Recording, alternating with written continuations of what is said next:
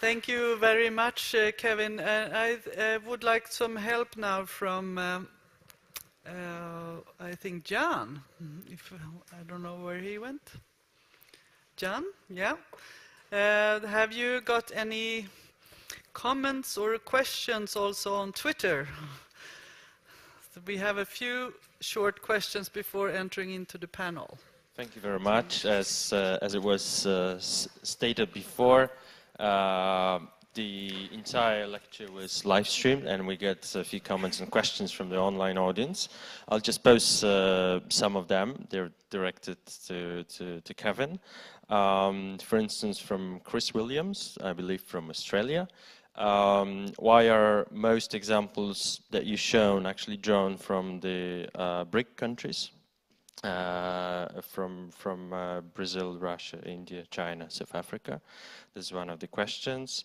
The other question from Annabella Ventura. Shouldn't education involve both children and adults, considering their social, cultural structures in order to minimize inequalities? And the third one from one of the UNESCO accounts. How would you measure inequity in education in post-2015. So the first question on the BRICS, why you show all examples on the BRICS. The other on involving both children and adults in considering their social and cultural structures in order to minimize inequalities. And the third, how would you measure inequity in education? Thank you. Well, on the first question, I have to say to my host and to you, Jan, if you'd given me another 20 minutes, I would have given you a few more examples. But since I'm asked, let me take one region, which is Sub-Saharan Africa. And what we've seen over the past decade in Sub-Saharan Africa is a dramatic turnaround in growth. Africa today has some of the world's fastest growing economies. If you take the period from 2000 to 2012, I think I'm right in saying that something like 7 of the world's fastest growing countries are in Sub-Saharan Africa. They include countries like Tanzania, Ghana, Zambia, Angola, and Nigeria. Now, if you look at the poverty reduction record in those countries, it is frankly derisory. Zambia, in the midst of this high growth, has actually seen poverty increase. Tanzania has been growing at 6 to 7% a year for the past decade. Poverty is, the incidence of poverty has fallen from something like 62% to 60%. In other words, the needle has hardly shifted. Nigeria poverty has probably gone up. And what that disjuncture between growth on the one side, the strong performance of growth on the one side and the weak performance on poverty on the other is distribution. Growth has been concentrated in capital-intensive sectors like mining. It's been concentrated in urban areas rather than rural areas, although the vast majority of poor people are rural and not urban, and it hasn't been accompanied by redistributive social spending. Now, what I would say to people in the UN agencies here is don't take my word for the argument that inequality ought to be right at the center of the post-2015 MDG agenda. Because if you read the last report of the Africa Progress Panel, Kofi Annan has a very strong statement in it to African leaders that it's time for us to put inclusion on the map, that we are basically failing the region's poor. So this isn't just a problem for the BRICS, it's a much wider, it's a much wider problem. And on inequality in education, there are many different ways that you can measure inequality in education. The metric that I use here was years in school. But of course, we all know that a year in school in a country like Sweden or Germany or France is not the same as a year in school in a country like the Democratic Republic of Congo or Bangladesh. There are huge qualitative differences which are reflected in learning achievement. And so I think, you know, what we need to do with education is look at both sides of the equation, years in school and what children get out of school. And there are big failures on both sides. But the underlying equity point is that the outcomes that you see in so many countries are entirely predictable. You know at birth who is going to fail. You can look at a map of a country and predict almost with cast iron certainty, which schools, which kids are going to succeed in education and which are going to fail in education. And that is a violation of the underlying principle of fairness that I wanted to emphasize today. Thank you, Kevin. I think you can stay where you are, and there will be more questions along the way, and maybe we will address some of the things that the tweet have talked about also in the panel. So please welcome up my panelists here. We are quite a few. So we have Marianne Barner, can maybe stand here with Kevin, from a senior advisor in sustainability from IKEA. And we have Mia Horn-af-Rantzien, who is former ambassador, or maybe ambassador. You're always an ambassador if you're an ambassador. No, you're a former ambassador.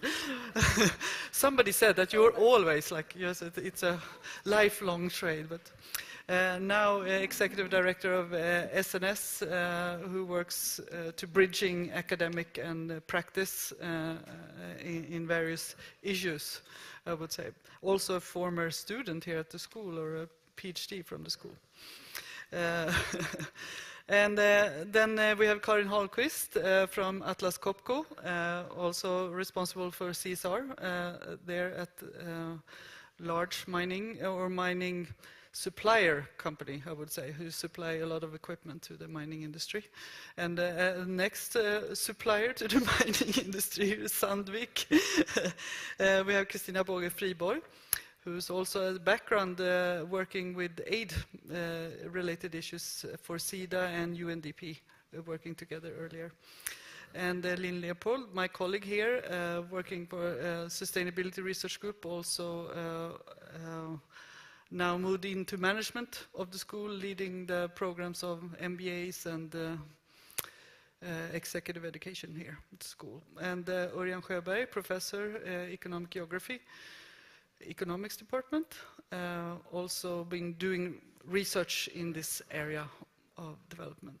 So pleased to have you all here. Well, there was lots of really strong arguments for inclusion and looking also at the most disadvantaged here from you, Kevin. So I'm going to really start with you to see the overall question here, because we have brought the business on the agenda. What do you see the role of business being in partaking in lifting the most disadvantaged? Can they be part of this, or why not? And in what role? It's good to have such a limited question. Well, I would make 2 points. I think clearly business has to be part of the solution. That, we can't tackle these equity issues and these poverty questions without the right type of business model. And, we need to see models of growth which are, first of all, employment intensive. So we need to create jobs, because, employment is still one of the most powerful drivers of poverty reduction around the world. We also need to see the business community playing a central role in skills development. And I think that there are two parts to that. So, one is what goes on within companies, which is often what the corporate social responsibility agenda focuses on. But I know that if you look at the foreign investment community around the world, and especially in Africa, which I'm more familiar with, that one of the things that constrains opportunity in the business sector, market opportunity in the business sector, is shortages of skilled labor. And ultimately, that requires the development of functioning public education systems that deliver real learning. And so, you know, I believe that the business community has a critical role to play in facilitating that, and as an advocate, actually. And, you know, I think the agenda I've outlined today, I mean, I know the heading for the title for the overall day is inclusive capitalism. You don't get inclusive capitalism based on those opportunity profiles that I was outlining. And I would really like to see the business community playing a far more active role, not just in arguing for equity in a general sense, but in advocating for a redistributive agenda. And you know, and that would be my priority, I think. Okay, great, thank you.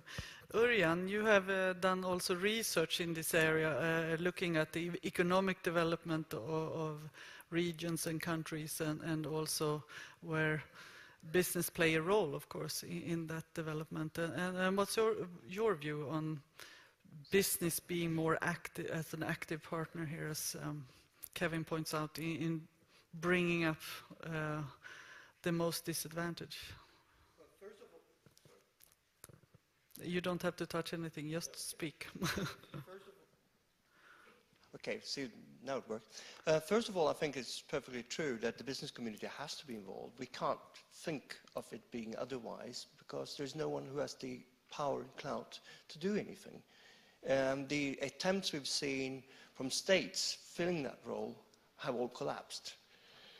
So in that grand scale, I think it's almost a truism that the business sector has to be part of it. But on a more concrete level, the most important feature is providing income-generating activities that would make people able to sustain a livelihood that's reasonable. It's not a question of people not working. Actually, you can't survive if you don't, if you're very poor. But the question is whether you've got a reasonable chance of doing so. And doing so at levels which are commensurate with your needs and your abilities. And for that reason, we need someone to leverage not just the possibilities but the potentials that we have, and because it's in everyone's interest to try to improve their lot. And again, the business community is just about the only one that could actually provide it on the scale needed. Okay, thank you. Mia, you have worked also, you started the Globalt Ansvar, which was sort of a takeoff with the Global Compact, working for the Foreign Ministry in Sweden and bringing in business really to the table to try to address some of these issues. What do you see as the business role here? Well, I think one has to look at business from two angles, if you simplify a lot. And that is private sector development and business within poor countries. And all the different aspects that is needed in terms of institutions and market efficiencies and trade opportunities, etc., for such enterprises. But then, of course, you have the big global companies or other companies who are connected to activities in these countries, in developing countries, where they are facing maybe countries where they have laws, but they are not actually implemented, or where you have conditions where you actually are confronted to aspects like the 10 principles of the Global Compacts, which relates to human rights, environment, and corruption. And when I started the Swedish initiative on CSR, it was an awareness raising period. This was in the early 2000s. Today, I think it's not a question anymore of private big companies that this is an issue you have to deal with. And it's on the agenda, and it's there to stay. And I think the motivation from the Swedish government at the time when this was started was threefold, and I think it still holds today. It was human rights is the basis for one of the cornerstones in foreign policy. Trade policy, if you are good on these issues, you will have a comparative advantage as an exporter or as on the market. And on the third one, the issues which actually involved in the 10 principles of Global Compact and what is connected to CSR are the basic issues I think we talked about today. which are the basic issues of the development cooperation policy. And that is all the different aspects which relates from education and also on jobs, which I think is the main thing. And of course here, the private sector is absolutely, when it comes to the job side, and to do it in decent job, in what you call in the ILO terms, in a decent way, decent jobs is absolutely essential. So we have representatives here for corporations that are very well or been a long history working in developing countries, and so the problems that you are facing when you are actually there or investing and sort of lifting it to the most disadvantaged, is that a possibility? Or I mean, how in practice would you deal with situations where there are large inequalities or on the markets where you are? Maybe I was thinking maybe Christina, because you have also worked from the aid side, and maybe you have also seen some of the problems in practice. Absolutely. I used to be in development for about 12 years, so I've seen quite a lot of it, and I've been in business for 8. And it truly is my experience that we don't always speak the same language, and we don't necessarily understand each other completely. And I think this is really a challenge still. We do have inequalities in the countries where Sandvik is present. But I think for us internally, as the pure CSR taking responsibility for the impact that our company has, the people that we employ are normally a bit higher in education, engineers and so on, because we supply quite high technical machines and so on. So that what we have done is to initiate local initiatives and projects, so on, but they're very localized, not at all at the central level, in order to meet the different needs that the community has, but also that the company has, so that, for example, educational support and so on, and also HIV/AIDS support in the countries where we are present, because that actually brings us benefit from a business perspective. And I think this is really crucial. We need to be able to meet the development world and the business world where it benefits both in a way that is mutual understandable. I don't know if you agree with me. But this is truly something that I've experienced. We can see that now you are working on programs that directly benefit you as a company, because you can, I mean, lift the skills level and so forth. So, but we can come back to the more challenging parts. So if I just may, just one more sentence. It does lift the skills, but it also lifts the awareness of, for example, gender-based recruitment and so on, and also discrimination towards illnesses such as HIV, AIDS and so on. So it has a larger impact scale than perhaps we communicate always, because this is a very local scale, and it's directed towards the needs at the local market itself. Karin, Atlas Copco, what do you see? I mean, is it the same thing as for Sandvik, or do you also see in the bigger picture of Atlas Copco's role when entering into? Well, we've been, as you said, many years in many countries. We're in 90 countries around the world, reaching out to 178. So the units in each country are quite small. We maybe have 200 employees, like in Zambia. So it's not a big company there. But wherever we operate, we of course take responsibility, and we also need to have competent people employed to service our high-tech machines, same as Sandvik. I can just tell you about one initiative that we did and have in South Africa, because mines, as you mentioned, are often in remote areas, and we need to service and maintain our equipment at customer sites. So we have a problem with competent technicians at the site out in the country. So what we have done is that we employ people living there. We take them to our company in Johannesburg for a period of 18 months to 2 years, and we train them, we educate them and get them up at skills level, and then they go back to where they came from and work for us at customer sites. So it's a very good initiative that we continue. So that's one way.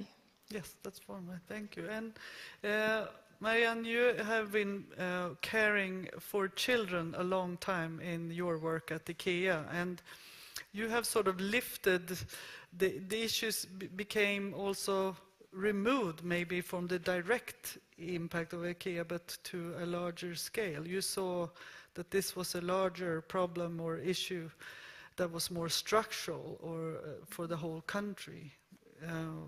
What did you do? Yeah, Marita? the example that, Yep. that you are pointing at is that it started nearly 20 years ago with my engagement in this, and very much IKEA's very direct and more active engagement to prevent child labor. And going from this closely looking at the supply chain and making sure that it is up to standard in the supply chain, and seeing that if we really want to be part in the bigger solution, then we can't do this on our own, and it's a very limited path to look at your supply chain. And that's why we started to work with UNICEF and later with UNDP, because we saw that women are so crucial and also working with the health aspects, as you say. It started with children shall not work, and then it became very wide, and you have to look at it from a holistically point of view. And also that it's about all children, and you can be part of making a change. So that is one part, but we shall not go away from that. The main contribution that I feel that we as business are doing is how we conduct business, where we conduct business, and then that we in areas like now child labor, where you really have to, it is so complex, and it is about structural changes, and about mindsets, it's about so many aspects. Then you have to team up and join forces with, if it's the UN or local communities, and do things. But what we do within our business, just to give an example of that, we make 1,000 audits at our suppliers. We have 600,000 people employed at our first tier suppliers. There are 1.4 million at the second tier. You can see the opportunities in this, that we are with our normal work, that we are raising standards, and that these people, all these people, get a chance to make changes. So this is just a beginning, I would say, that we have done. And going back to the child labor, what our approach has resulted in is that we today talk about that 100 million children in 2015, because of the investments and the partnerships we have made with UNICEF, Save the Children, UNDP, and others. And 100 million children is, of course, well beyond what is in IKEA's supply chain. And what has it also done? Can you imagine the co-workers, the 130,000 co-workers at IKEA, what they feel about that IKEA is doing this? That is one aspect. But then, of course, all this means that, what we talked about earlier also, that, I mean, there is a workforce in the pipeline of this, a more educated workforce. So it's back to business so again. companies can have an impact, but yes, maybe and not. Yes, exactly. And what I see today, the travel, the journey that we have made, is that today I really see that it's integrated into our business. We even today talk about that sustainability is driving the innovation at our business. That has taken some years, I can assure you. Good. That's a good move over to Lynn, because you are doing research in CSR, and you also have seen, and we have lots of empirical evidence on that business are opening up their eyes to that CSR could be a great motor for development of business.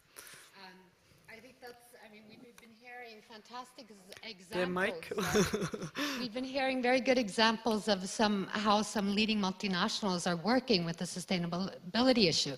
I can say from research, the arena has changed. The conversation has changed. I think companies today very much are working with sustainability issues in a much more legitimate fashion, I can say. I would also, though, like to pull back a little bit to what Kevin was bringing up, the question of inequality and wealth redistribution, because I think it's a very, at the same time as companies have changed in their focus in developing nations from a very cost-seeking perspective to also an opportunity marketing-seeking perspective. When we talk about wealth redistribution and inequality, it's still a question of, how do we share the wealth, among the richest multinationals? Where does the wealth remain? Where does it go? And this is a question either we talk about gender inequality in Sweden, or it is still a question of where will that be laid? Shall the multinationals, should they be earning money on the backs of the poor, yet at the same time from a very, I would say, a self-enlightened perspective, giving a lot of employment opportunities, maintaining or raising the wealth in different nations, bringing the resources and competencies and technology that multinationals have, but that there are a lot of questions that are still remaining that I'm not sure that we're really tackling out from the wealth redistribution and inequality a question, though I would argue that companies are doing fantastic, and many examples here of doing fantastic things. So I think the research area and discussion has changed quite a lot the last couple of years. So following up on that, Kevin, since you have measured and you've been part of really trying to evaluate the Millennium Goals over the years, can you see that from your perspective, the most disadvantaged or the programs that are not very closely linked to corporate activities, say for instance maternal or the reducing maternal mortality rates, for instance, is that something that business could be, do you think you could be drawn into and support and help those? Well, I mean, I think the important point, which all of the speakers have made in different ways, is that there's a limit to what individual companies can do. And there are also economies of scale here. The example that you were giving from IKEA of leveraging change through wider partnerships, I think is very important. And it strikes me there's a real contrast between different areas, that if you look at an issue like HIV/AIDS, that I think because we've had an effective multilateral mechanism in HIV/AIDS, the Global Fund, which has provided a forum that companies are confident in, and they've been willing to work through that forum, which has a huge impact because it means that each company doesn't then have to set up its own auditing, its own capacity in country. That, it can resource an initiative that delivers real change in a very effective way. Now, we haven't had that in other areas. We haven't had it in maternal mortality, actually. And we certainly haven't had it in education. Instead we have this initiative in education called the Global Partnership, which has been pretty small scale and somewhat ineffective. So it seems to me that one of the things that the business community can do is to act as an advocate for those multilateral approaches that they can be part of in a way that expands their reach and influence without incurring the startup costs of doing everything on a company by company basis. If I could, I just add one point that I think the thing is, if you look across the corporate sector, it's very mixed and an awful lot depends on the sector. And I think, without flattering you because you're here, I think, your companies are fairly well known in Africa as companies that are very progressive and trying to support the right thing. But in the minerals sector, in the mining sector, I have to say that is not always the case. So, so at one level, you have all of the oil companies and the major mining companies like Rio Tinto and others will pitch up at corporate social responsibility conferences and tell the world how committed they are to transparency. But the same companies are actively lobbying against this legislation in the US, the Dodd-Frank Act, lobbying against legislation in the EU, which would require them to publish their payments to governments. And their argument is, well, you know, this will put us in a legally difficult position because some of these governments don't like having the details published. I mean, you know, that is not an appropriate behavior for, you know, companies that are registered in advanced countries to adopt. And many of those companies are also engaging in activities. Transfer pricing is one. You know, securing windfall profits on concession sale trading is another, which is depriving countries in Africa of the revenues that they need to extend the benefits of mining down to their citizens through public health and public education systems. So, you know, it's a very mixed record, I think, and we have to look at each sector separately. Absolutely, you're completely right. We have lots of CSR issues still alive and to address, definitely on business. Going over there from the Millennium Goals are now starting to be negotiated, and I know that the companies are trying their best to really try to connect and hook on to them in much in the same fashion as the HIV/AIDS, and there are programs and together programs that you can do, and I know that you have tried to measure on the corporate level your impact using the Millennium Development Goals. And for the work forward, how do you see, I mean, maybe you can say something about the challenges there, but also what you would like to see for the next round of Millennium Development Goals.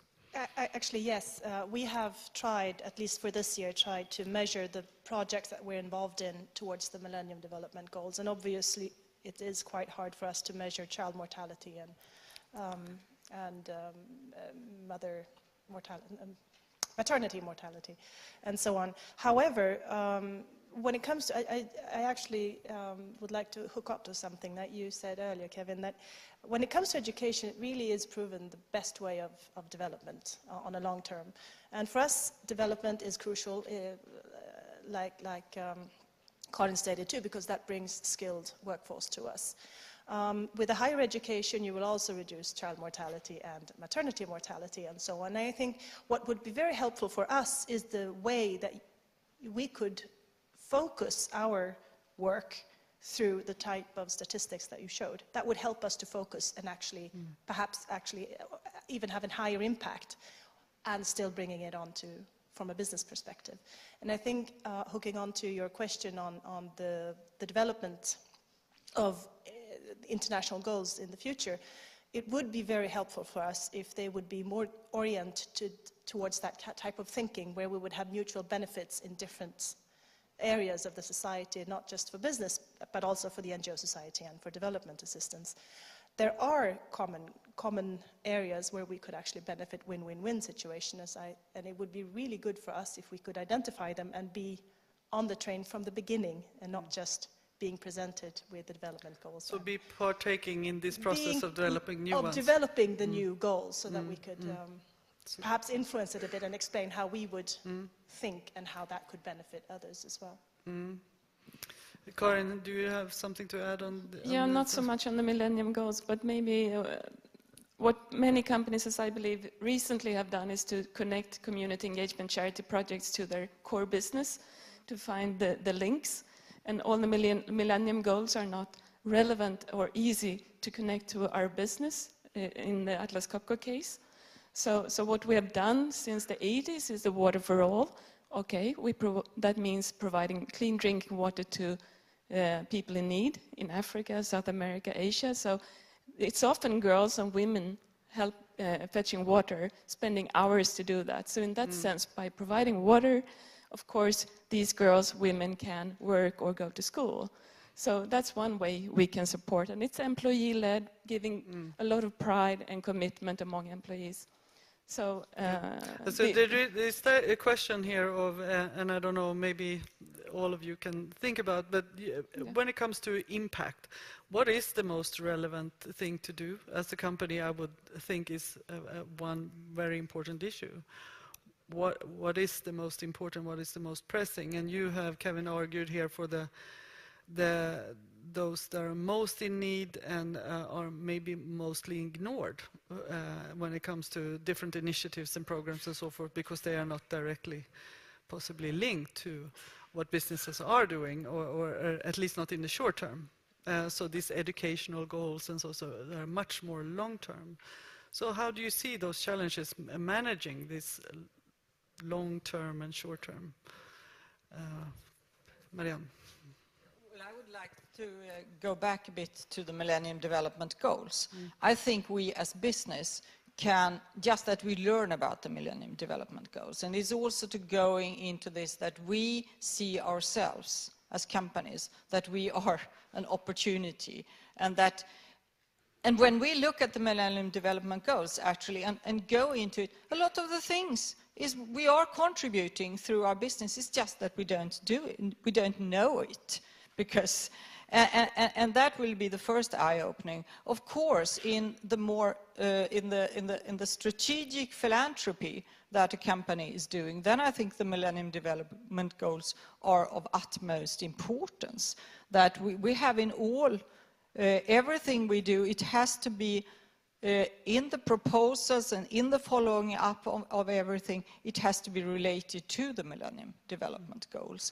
And also why we have focused on certain things, why we have prioritized even countries and sections, was from the Millennium Development Goals, where we saw where can we, together with our partners, have the biggest influence. But I think we can move from this strategic philanthropy that we are doing and talking about Millennium Development Goals and moving it into our business. And that is a task of very much, I would say, about communication, not perhaps so much bringing in our way of working, but communicate so it becomes relevant for us working. And then we will see enormous opportunities of business contributing to this and talking about the Millennium Development Goals, or what it will be called.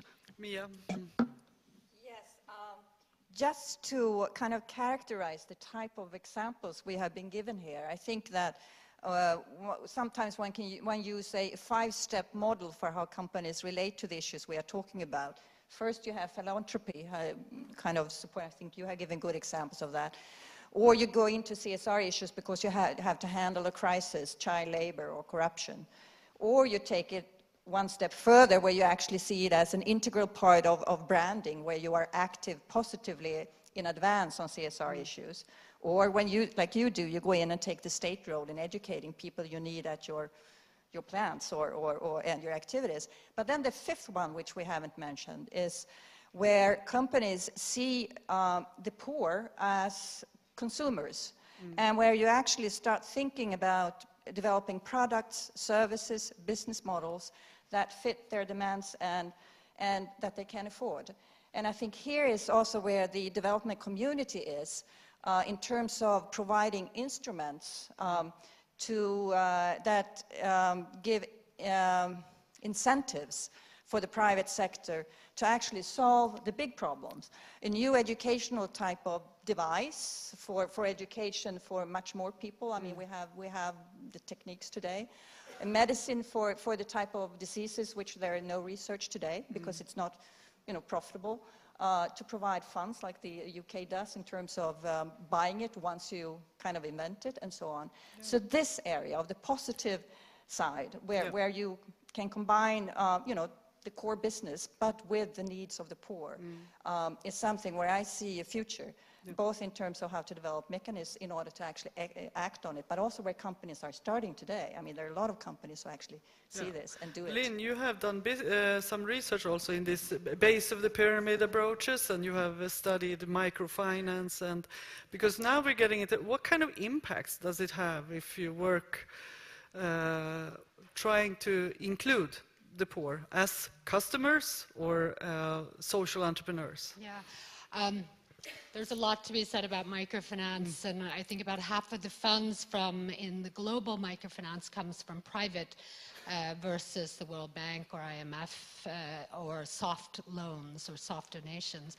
But I'd like to bring up a question, again, tying back to Kevin's talk, which I think it feels like we're skirting all on here. And that's a little bit about, what is the role, if we see a business, as I do, working in a business school and working with companies, the role of business as a force for good, as a part, a very integral part of society, not necessarily at contradictions.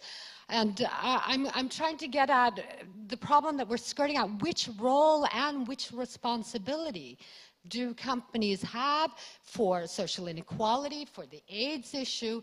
Is it do no evil and we'll make it as good as possible? Or do we have a bigger social responsibility? Where does the wealth redistribution go, in a sense, in this issue? Do you, all of you, talking to the choir here, working very seriously with the issues, do you think your companies are doing enough? Or, is the wealth being kept in the developing nations that are relatively more poor than Sweden? For example, the owners versus the workers. Yeah. These types of questions I would love to hear more about. It's a lot of questions, of course, to be raised, and I would like at least to take a couple from the audience before we are running a little late here. And I know there are Twitter questions as well, but maybe Göran can help me to see if there is anyone in the audience that would like to raise. We have here. Hi, I'm Mary Jane Johnson, and I'm part of the Sustainability Research Group. I'm a PhD student here. My question is that, we talk about inequality in developing countries, and that situation is a product of generations and centuries of history and social conditions. So I think it's not easy to just remove it in a decade or so. It needs a lot of work, a lot of change in mindset among several generations before it totally disappears. And some societies are not really ready for sudden change. And it will just end up with revolutions and more instability and problems. So it's just one problem that that came to my mind. I'm happy that we bring inequality into the table, that it's it is something that we should address. And it is when we talk about development, it should be there. We should talk about it. But my cynic side just tells me we cannot also have it, at a snap of a finger disappear. And second, with the role of business in development, it's people, I think we should take more a proactive than a reactive approach, in the sense that it doesn't just create employment, by the nature of business itself. Of course, it will create employment, but I think it should have a proactive in the sense that it changes people's lives. And so it's just I have other things that maybe a lot people of remaining challenges. Thank you, Mary Jane. We had a gentleman here in the middle. Yes, hello, my name is Martin. I would just actually like to retake Ms. Lynn Leopold's question about the skirting around. I think she was approaching a very crucial topic there. So I would like to use my voice to recap your question to the companies. How do you see your role in redistributing wealth, sharing, slicing the cake so that the bigger pie goes to those most disadvantaged? Thank you. So we have lots of challenges ahead, bringing up the most disadvantaged and those most in need, definitely. And it's definitely not part on the corporate agenda for most companies today. That we can probably conclude that are most. And so I wish we could continue, but I know that we are over time already. Maybe, I don't know if John had one more for the tweet group. Just a short comment. Thank you. Says, Yeah, we can see. We will have. If you, we can just throw in these other comments too first. Yeah, but some actually come also from the audience here, Yeah. via Twitter. So one is on how many companies are actually that have development programs are helping other companies to start such programs. I think it's quite an as a mentor, it's quite an interesting question. And the other on the civil society role. If the partnership between the government and the business on eradicating poverty does not actually exclude the civil society. So the question is, who speaks for the voiceless and the unheard? Very good questions. I think I'm going to limit it to the company representatives here because there was much more addressed to you in terms of how you see your responsibility now and onwards, really, and how you address those inequalities and redistribution issues. Okay, so Karin, just. is it? Yeah. Yep. Okay. Listening to your direct question and Lynn's not trying to skirt around and corporate bullshitting, we're long-term in these countries. We've been 60 years in Zambia being a good employer and doing business. We pay taxes in those countries where we operate, and the employees pay taxes in the countries where they live.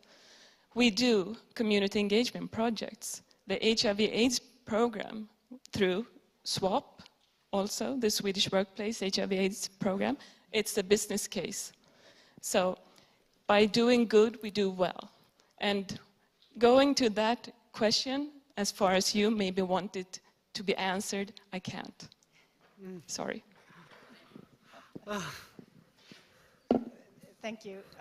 I have to agree with Karin. I mean, our company is 150 years old. We're present in 130 countries and so on. And I think we should emphasize the fact that we are not that big in each country.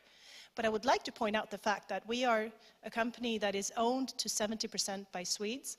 20% of our workforce is Swedish. So 80% is non-Swedish. And I think that should tell you that we are quite an international global company. When it comes to distribution, we are putting more and more resources into the CSR issues, so there will be other strategic decisions being taken in the near future. However, when it comes to distribution, it's also quite much of a governance issue from a government perspective, and there's very little we can do unless we forge communities amongst our sort of a business community and perhaps try to influence that way. And like Atlas, I mean, we pay taxes where we operate, and we pay our employees decent salaries and so on. So we do good where we are, but I'm sure that we could probably do more, and we could probably focus better, perhaps through the assistance of such statistics as shown today, but also by forging alliances. I think that's probably a way to go forward. Right. Marianne, do you have something? Very, very short. Just IKEA has a fantastic vision to create a better everyday life for the many people. And the many people, I mean, there are a lot of people out there. And even if we start working and buying products, I mean, slowly, look at India now. We have been buying products there for years and years and years. Now we are moving in there. In a couple of years, there will be stores. So then we will addressing and people can be able to buy our products. This with long term, I think all of us standing here are extremely long-term thinking companies. It sits in the genes. And then there is another thing. We are never satisfied at IKEA. So of course, we are not doing enough. And I think we ourselves are sometimes our best critics. So we are always wanting to do better and better. And then this to be advocates to be an advocate and going out and getting others on board. I think that is a very, very important factor in this, and that we are trying to do as much as we can, and we do it together with our partners. And this is, of course, one opportunity. And it's also about working together, companies working together. We have one example in the Better Cotton Initiative that is not, it's both company, a lot of number of companies together with organizations, and there are a number of initiatives like that. And that is one thing that is so crucial. It's not about one company in that area. It's about how we together address things with better knowledge, better insights, and really with that thinking, with if I take it from my perspective and where we started, that everything we do shall be in the best interest of the child. That is from the child's perspective, it's from the worker's perspective. And that opens up your mind and goes into what Kevin has talked about. Thank you, Marianne. That also gives a role to us as an educational institute to open up to what you can actually do, an inclusive business model. But I know that Kevin wants to say a final comment here. Very, very briefly, actually, I do have some very nice curtains from IKEA, from India, which I'm sure are fairly traded and produced without child labour. I just wanted to say very briefly two points. So the first is on this redistribution issue. And I think the point you raise is a very good one. But the way you raise it, the implication, I think, is that what you're concerned about is this idea that we have some massive tax redistribution from the top to the bottom as part of a sort of big bang program for achieving better distribution. And I mean, I do think there's a case for redistributive taxation, but that's not the case I was making. And interestingly, I think there's a growth agenda here as well. I mean, this isn't about distribution versus growth, because I think the point is that current patterns of distribution, both for income and opportunity, are bad for growth. They're actually bad for the investment climate that companies are operating in, and that's what we need to correct. And interestingly, I mean, from my perspective, someone who's been advocating on this for quite a long time, I was very interested a couple of years ago when the IMF, who previously IMF economists were kept awake at night solely by the size of fiscal deficits. And then they ran a bunch of numbers and discovered that actually not only is fiscal deficits a problem, but inequality turns out to be bad for fiscal deficits and bad for growth and bad for stability. And irritatingly for us in the UN, who've been saying this for ages, when the IMF said it, the world's financial press, and maybe even business schools and economic schools, started to listen. And so, I think there's a very strong market-based, I mean, I wasn't making the market-based case, but I think anyone who works in markets who thinks that current patterns of income distribution in the countries that I've been talking about are optimal for the investment climate is really barking up the wrong tree. And there's really a very strong market case for, moving towards greater equity. The last point I wanted to make was on the role of ideas in achieving change. And I think, all of us work in different institutions or in different companies, and we're all doing our best within our institutions to make a difference. But it is the case that ideas are actually incredibly powerful, and they're particularly powerful when they're addressed by people working across institutional boundaries. And, I think if the business community and economic schools could be more forceful in setting out the research-based and the evidence-based and the business case for greater equity, that, governments do listen. And, so I would really encourage all of you, and you, if I may, take that liberty, to really advance that agenda. So, it's not just a social justice issue that we're dealing with here, although that's central. But it's also about, how do we work for a better economic environment globally. Thank you, Kevin, for those wise words. And I would like the opportunity to thank you all. Kevin, and the panel. Thank you so much for your input to this discussion, and thank you all the audience having patience for us now being 15 minutes past what we said. Thank you.